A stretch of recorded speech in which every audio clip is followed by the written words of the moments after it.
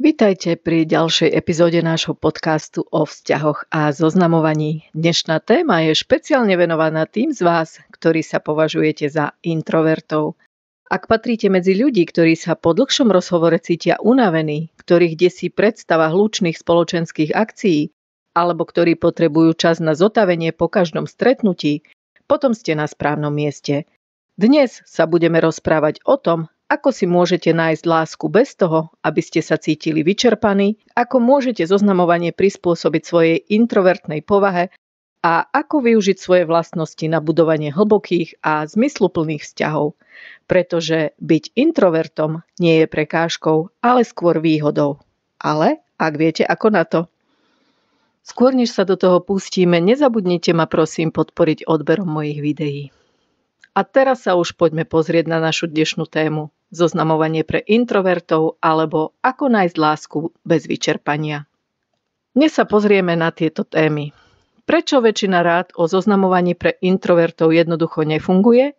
Ako môžete vaše introvertné vlastnosti premeniť na vašu najväčšiu výhodu? Povieme si nejaké praktické stratégie na zvládanie sociálnej únavy. Ukážeme si zoznamovacie aktivity, pri ktorých sa budete cítiť pohodlne a autenticky a napokon sa pozrieme, ako budovať hlboké spojenia bez vyčerpávajúcich povrchných interakcií. Poďme sa teda ponoriť do sveta zoznamovania z pohľadu introvertov. Takže poprvé, prečo tradičné rady o zoznamovaní nefungujú pre introvertov? Spravme si malú analýzu tohto problému. Položme si otázku. Čo robí zoznamovanie pre introvertov tak náročným? Problém nie je v tom, že by introverti nemali záujem o vzťahy. Problém je v tom, ako súčasná zoznamovacia kultúra funguje. Predstavte si toto. Po náročnom pracovnom týždni, keď ste už vyčerpali všetku svoju energiu na stretnutia, rozhovory a povinnosti, vás čaká rande. Máte byť zábavný, spontánny, možno aj trochu flirtovať. Ale vy namiesto toho myslíte na to, ako by ste si radšej ľahli na gauč s knihou alebo si dali pokojný večer o samote. Znie vám to povedome? Pre introverta nie je problémom nedostatok sociálnych zručností. Je to skôr otázka energetického manažmentu.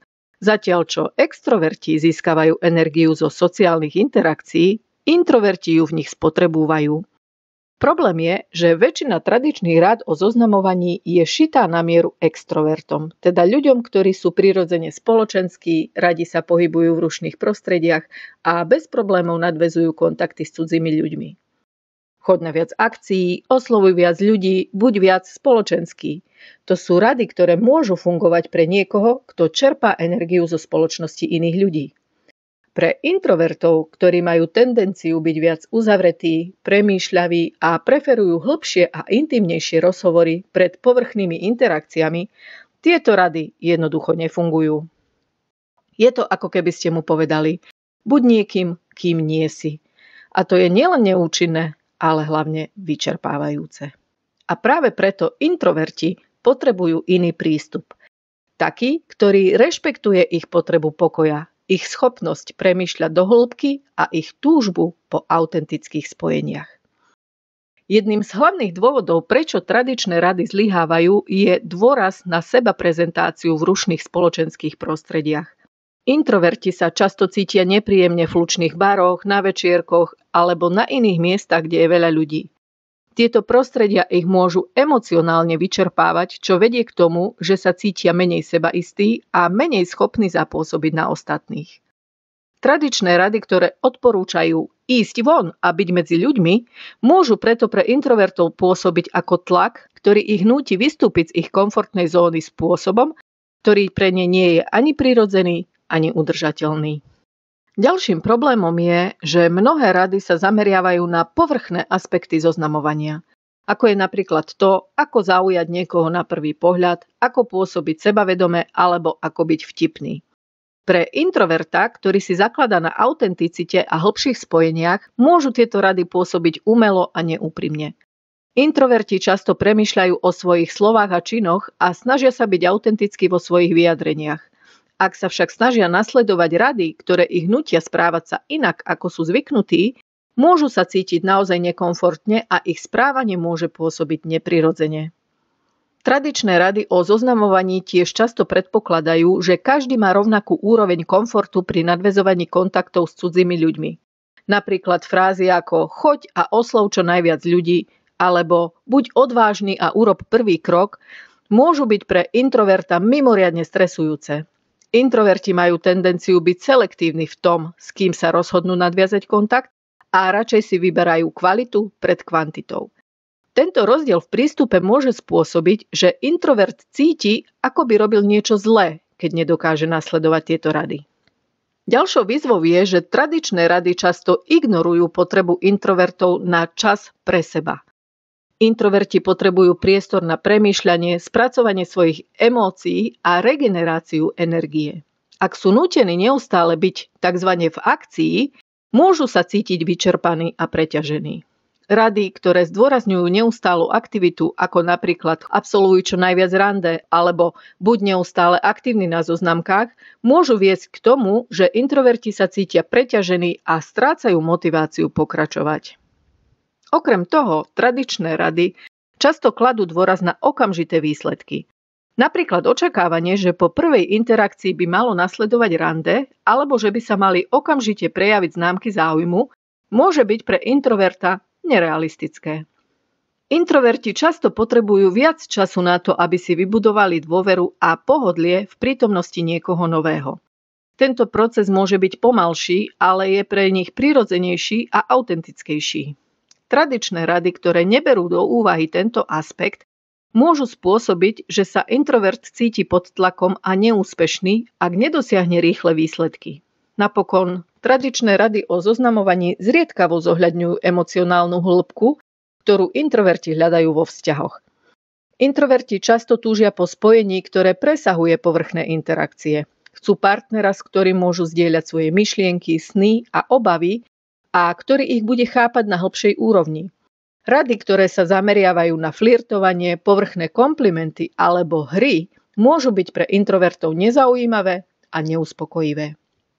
Preto je dôležité, aby introverti hľadali rady, ktoré sú prispôsobené ich osobnosti a potrebám. Namiesto toho, aby sa snažili zapadnúť do tradičných modelov zoznamovania, by sa mali zamerať na stratégie, ktoré im umožnia byť autentickí a komfortní vo svojom vlastnom prístupe. To môže zahŕňať využitie online zoznamiek, kde majú viac času na premýšľanie a formulovanie svojich odpovedí, alebo hľadanie aktivít, ktoré im umožnia spoznať ľudí v prostredí, kde sa cítia pohodlne. Poďme sa pozrieť na konkrétne stratégie, ktoré vám ako introvertovi pomôžu v zoznamovaní bez vyčerpania. Poprvé, využite silu online zoznamovania. Online zoznamovanie môže byť pre introvertov požehnaním, ako správne využijete. Máte čas premyslieť si odpovede, komunikovať vo vlastnom tempe a budovať spojenie predtým, než dôjde k osobnému stretnutiu. Kľúčové tipy sú: buďte autentickí vo svojom profile. To je vaša najväčšia sila. Ak ste radšej doma s knihou než na hlučnej párty, povedzte to. Ak preferujete hlboké rozhovory pred povrchným táraním o všetkom, no pritom o ničom, buďte na to hrdí. Správny človek to ocení. Nastavte si jasné hranice. To znamená, koľko času denne budete venovať zoznamovacím aplikáciám. Nemusíte byť na zoznamke každý deň. Nemusíte chodiť na rande každý týždeň. Nastavte si vlastné tempo, ktoré vám vyhovuje. Ak cítite, že potrebujete deň alebo dva na zotavenie, skrátka si ich dajte. Je lepšie byť na stretnutí plne prítomný a oddychnutý, než tam ísť unavený a bez energie. No a napokon preferujte kvalitu pred kvantitou. Nemusíte písať desiatkam ľudí naraz. Stačí, ak si nájdete niekoho, s kým si rozumiete a sústredíte sa na budovanie tohto spojenia. Kladenie premyslených otázok, aktívne počúvanie a zdieľanie svojich myšlienok a pocitov sú kľúčom k vytvoreniu vzťahu, ktorý má hĺbku. Konverzácie do reálneho sveta presúvajte, až keď cítite skutočné spojenie. Nikdy nie skôr. Po druhé, plánujte rande, ktoré vám vyhovujú. Tradičné rande v hlučnej kaviarni alebo reštaurácii môže byť pre introverta nočnou morou. Namiesto toho navrhnite aktivity založené na spoločných záujmoch, napríklad galéria, knihkupectvo, prechádzka v parku. Voľte miesta s príjemnou atmosférou, tichšie kaviarne, menej rušné priestory. Obmedzte trvanie prvých stretnutí. Hodina kvalitného rozhovoru je lepšia než vyčerpávajúce celodenné stretnutie. No a napokon zaraďte aktivitné rande. Keď robíte niečo spoločne, znižuje to tlak na neustálu konverzáciu. Po tretie, využite stratégiu na dobíjanie sociálnych batérií. Vytvorte si tzv. Sociálny rozpočet. To znamená, stanovte si, koľko energie môžete týždenne venovať zoznamovaniu. Naplánujte si čas na zotavenie, pred a po rande, teda čas len pre seba. Praktizujte tzv. Mikroregeneráciu. Aj 10 minút o samote počas stretnutia vám môže pomôcť. Čo si budeme hovoriť? Toaleta je váš priateľ. Buďte úprimní o potrebe osobného priestoru. Správni partneri to určite pochopia. No a napokon po štvrté, odhaľte introvertné superhrdinské schopnosti. Introverti majú jedinečné silné stránky, ktoré môžu byť v zoznamovaní nesmierne cenné. Ich veľkou výhodou, ktorú si ale často ani neuvedomujú, je prirodzená schopnosť budovať hlboké spojenia. Zatiaľ čo extroverti môžu byť majstrami v povrchných interakciách, introverti dokážu vytvárať vzťahy, ktoré majú skutočnú hĺbku. A to je presne to, čo mnoho ľudí vo vzťahoch hľadá. Predstavte si, že ste na rande. Namiesto toho, aby ste sa snažili byť hluční a zábavní, môžete byť tým, kto druhú osobu skutočne počúva, kto si pamätá, čo povedala a kto kladie otázky, ktoré idú pod povrch. Vaša schopnosť sústrediť sa na kvalitu namiesto kvantity je niečo, čo vás môže odlíšiť od ostatných. Pre introvertov je kľúčové nájsť si vlastnú cestu, ktorá im umožní byť samými sebou a zároveň vytvárať zmysluplné spojenia s ostatnými. No a ako sa odlíšiť a zaujať v online zoznamovaní ako introvert? Keď sa bavíme o zoznamovaní pre introvertov, často sa veľa hovorí o autenticite a nastavení profilu. Ale poďme sa pozrieť na niečo, čo môže váš prístup posunúť na úplne inú úroveň. Niečo, čo vám pomôže nielen zaujať, ale aj vytvoriť skutočné spojenie, ktoré má potenciál prerásť do niečoho viac. Poprvé, využite tzv. Storytelling vo svojej komunikácii. Introverti majú často bohatý vnútorný svet a schopnosť premýšľať do hĺbky. Prečo to nevyužiť? Namiesto bežných odpovedí alebo otázok skúste do svojich správ zakomponovať príbehy. Napríklad, ak sa vás niekto spýta, čo rád robíte, namiesto odpovede rád chodím na túry, môžete povedať: minulý víkend som sa vybral na túru na Malú Fatru. Počas cesty som narazil na starý drevený most, ktorý vyzeral, ako by ho tam niekto postavil pred 100 rokmi. Zastavil som sa, sadol si na okraj a počúval zvuk rieky podo mnou. Takéto momenty mi dávajú pocit, že som na správnom mieste. Tento prístup nielenže ukáže vašu osobnosť, ale zároveň vytvorí obraz, ktorý môže druhú osobu zaujať a inšpirovať k ďalšej konverzácii. Príbehy majú moc vytvárať emócie a spájať ľudí na hlbšej úrovni. Po druhé, zamerajte sa na hodnoty, nie len záujmy. Väčšina profilov na zoznamkách sa sústreďuje na záujmy. Napríklad, mám rád filmy, knihy, cestovanie. Ale čo keby ste sa namiesto toho zamerali na hodnoty? Napríklad, verím, že najdôležitejšie je byť k sebe úprimný a vážiť si malé radosti v živote. Hľadám niekoho, kto si tiež myslí, že kvalitný rozhovor pri čaji môže byť lepší než večer v hlučnom bare. Hodnoty sú to, čo skutočne spája ľudí. Ak dokážete komunikovať, čo je pre vás v živote dôležité, prilákate tých, ktorí to cítia rovnako. A to je základ pre dlhodobý vzťah. Po tretie, pripravte sa na prvé stretnutie inak. Prvé stretnutia môžu byť pre introvertov stresujúce. Ale čo keby ste ich poňali ako niečo, čo vám dáva výhodu? Namiesto klasického kam pôjdeme a čo budeme robiť, sa sústreďte na to, ako vytvoriť atmosféru, v ktorej sa budete cítiť obaja pohodlne. Navrhnite aktivitu, ktorá vám umožní byť samými sebou. Napríklad spoločné varenie, návšteva knihkupectva, kde si môžete vybrať knihu pre seba navzájom, alebo prechádzka na mieste, ktoré máte radi. Tieto aktivity nielenže znížia tlak na neustálu konverzáciu, ale zároveň vytvoria priestor pre prirodzené spojenie. Po štvrté, zvládnite odmietnutie s gráciou. Je to príležitosť na rast. Odmietnutie je súčasťou zoznamovania, ale pre introvertov to môže byť obzvlášť ťažké. Často ho berú osobne a cítia sa, že zlyhali. Ale čo keby ste zmenili pohľad na odmietnutie? Predstavte si, že každé odmietnutie je len krok k tomu, aby ste našli niekoho, kto naozaj ocení to, čo ponúkate. Skúste si po každom odmietnutí položiť otázku. Čo som sa z toho naučil? Čo môžem zlepšiť alebo zmeniť? Napríklad, ak vám niekto prestane odpisovať, zamyslite sa, či ste boli dostatočne konkrétni alebo zaujímaví vo svojich správach. Ak vás niekto odmietne po prvom stretnutí, skúste si spomenúť na priebeh stretnutia a zistiť, či nešlo len o nesúlad v hodnotách alebo očakávaniach. Odmietnutie nie je koniec cesty, ale príležitosť na rast a zlepšenie. Po piate, vytvorte si vlastnú zoznamovaciu filozofiu. Introverti často potrebujú jasný plán alebo rámec, ktorý im pomôže cítiť sa istejšie.